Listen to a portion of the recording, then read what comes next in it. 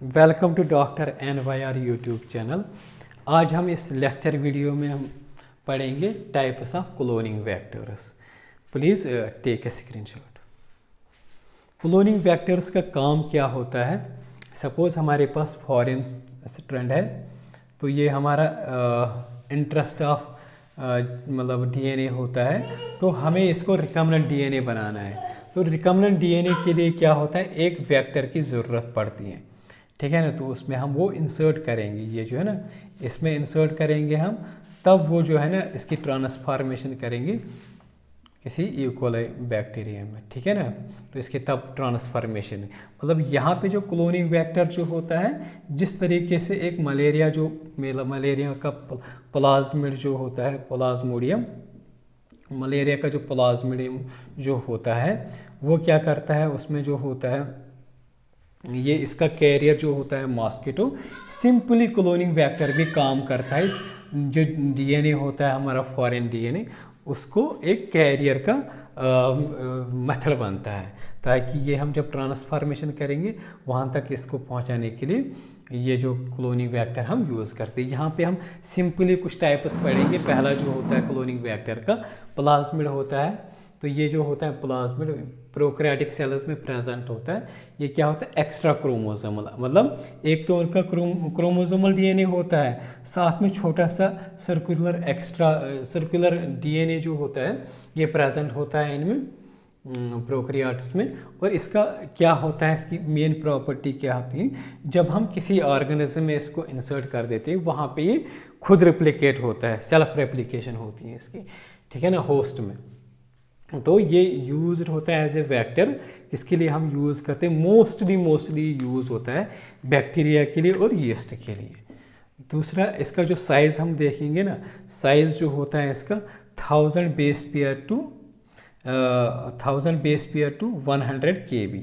मतलब जब DNA को हम देखते हैं ना, DNA जो होता है, DNA को हम मेजर करते हैं बेस पेयर्स में, कितने बेस पेयर का है। तो इसका जो मतलब वेट मतलब साइज़ जो होता है ये 1000 BP टू 1000 किलो BP, ये किलो BP है ना, तो ज़्यादा होता है BP से। ये बेस पेयर हो गया और किलो बेस पेयर हो गया, ठीक है ना। प्लाज्मिड अगर हम देखेंगे कितना, मतलब हम कितना ये कैरी कर सकता है DNA,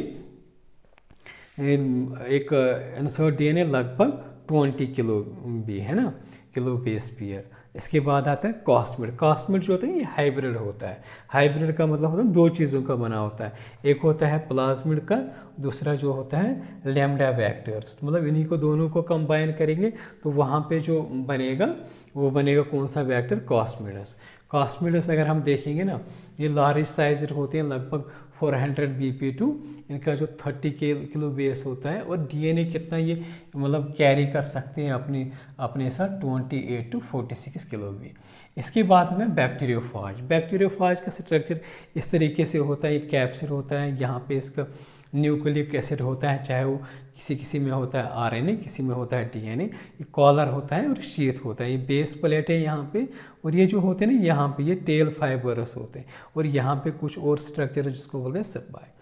तो ये जो होता है ये बैक्टीरियोफाजिस ऐसे वायरसेस होते हैं जो बैक्टीरिया को इन्फेक्ट करते हैं।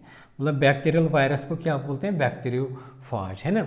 तो ये भी हम यूज़ करते हैं, क्योंकि ये जब इनका जेनेटिक मटेरियल जो है ना ये हम कैरी ये हेल्प कर सकते हैं DNA मटेरियल को हम कैरी करने के लिए, तो इसलिए ये भी ऐसे एक्ट करते हैं क्लोनिंग वेक्टर्स, ठीक है ना। कितना करता है ये, 24 किलो बेस पेयर।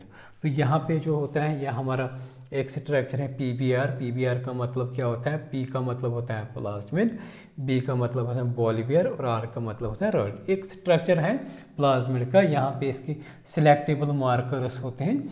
ये यहाँ पे ECO R1, मतलब यहाँ पे रेस्ट्रिक्शन एंजाइम्स होते हैं, HIN2 एंड ECO R1।